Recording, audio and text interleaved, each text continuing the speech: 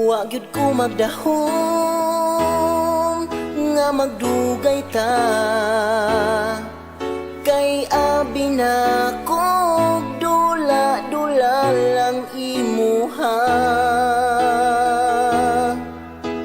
Serious day to, daw dili ko makatuo sa akong pagkaako, gipalangga ko nimo. Karon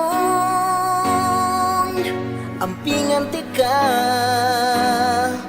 di pahilakon, di na awayon pa.